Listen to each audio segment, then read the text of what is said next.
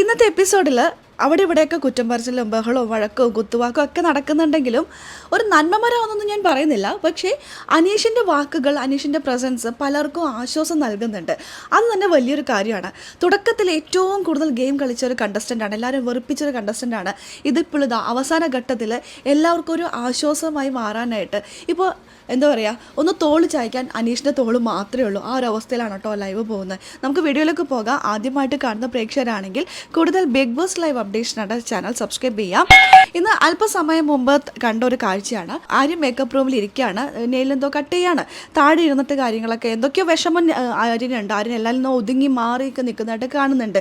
കാരണം ഇവരുടെ ഗ്യാങ്ങിൽ പെട്ടുപോയി ആര്യൻ. പ്രായത്തിൻ്റെതായ പക്വതക്കുറവ് ആര്യനുണ്ട്. ആര്യനെ സംബന്ധിച്ച് ഒരു 20 വയസ്സോ 21 എത്ര ഉണ്ടോ വയസ്സാണല്ലോ, അധികം പ്രായമില്ല. ആ ഒരു പയ്യന് കിട്ടാവുന്നതിൽ ഏറ്റവും വലിയൊരു അച്ചീവ്മെൻ്റ് ആണ് ഈ ഒരു ബിഗ് ബോസ് ഷോ എന്ന് പറയുന്നത്. അവൻ്റെ കഴിവുകൊണ്ടാണ് അവൻ അവിടെ നിൽക്കുന്നതും.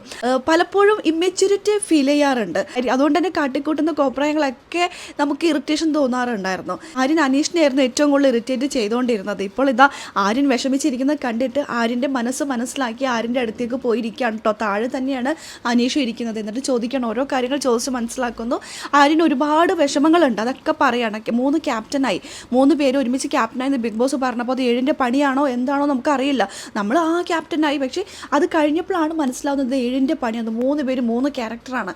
അപ്പോൾ അവർ ക്യാപ്റ്റനായി വന്നിട്ടുണ്ടെങ്കിൽ എന്തൊക്കെ ബുദ്ധിമുട്ടുകൾ ഉണ്ടാവുമെന്ന് ക്യാപ്റ്റൻസിയിലേക്ക് കടന്നു കഴിഞ്ഞ ശേഷമാണ് ആര്യം മനസ്സിലാക്കുന്നത്. അപ്പോൾ ആ ഫേസ് ചെയ്തിട്ടുള്ള പ്രോബ്ലം ഒക്കെ ആര്യൻ അനീഷിനോട് പറയാണ്. അനീഷ് എല്ലാം കേട്ടിരിക്കുന്നു. പിന്നെ കുറേ വിഷമങ്ങളൊക്കെ പറയുന്നുണ്ട്. ചിലതൊക്കെ മണ്ടത്തരങ്ങളടക്കം നമുക്ക് ഫീൽ ചെയ്യും, പക്ഷേ ആളുടെ മനസ്സിലുള്ള കാര്യങ്ങളൊക്കെയാണ് പറയുന്നത്.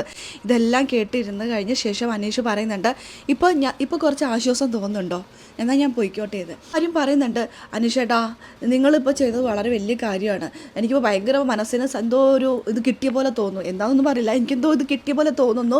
ആശ്വാസമായിരിക്കും. നിങ്ങൾ വലിയൊരു മനുഷ്യനാണ് കേട്ടോ, താങ്ക്സ്. അപ്പോൾ അനീഷ് പറഞ്ഞു, നീ ഇവിടുത്തെ മുത്തല്ലേടാ അങ്ങനെ എന്തോ പറഞ്ഞിട്ട് പോകുന്നുണ്ട്. അതായത് ബിഗ് ബോസ് വീടിനകത്ത് കാല് എടുത്ത് ആദ്യം കൊത്തിയത് അനീഷാണ്. അപ്പം തുടങ്ങിയ ആളുടെ ഗെയിം എല്ലാവരും വെറുപ്പിക്കുക, ഒറ്റപ്പെടൽ, അങ്ങനെ ആരോടും അങ്ങനെ അടുക്കുന്നുണ്ടായിരുന്നില്ല. പക്ഷേ ഗെയിം ഏതാണ്ട് അവസാനിച്ചു. ഓരോ ഘട്ടത്തിലും എങ്ങനെ ഗെയിം ചേഞ്ച് ചെയ്യണമെന്ന് വളരെ വ്യക്തമായിട്ട് അറിയുന്ന ഒരു കണ്ടസ്റ്റൻ്റാണ് അനീഷ്. ബുദ്ധിപൂർവ്വം കളിക്കാന്നൊക്കെ പറയില്ലേ. ഇപ്പോൾ അവസാനം ഗെയിം ഏതാണ്ട് കഴിയാറായി. ഇനിയിപ്പോൾ വെറുപ്പും ദേഷ്യമൊന്നും അല്ല വേണ്ടത്.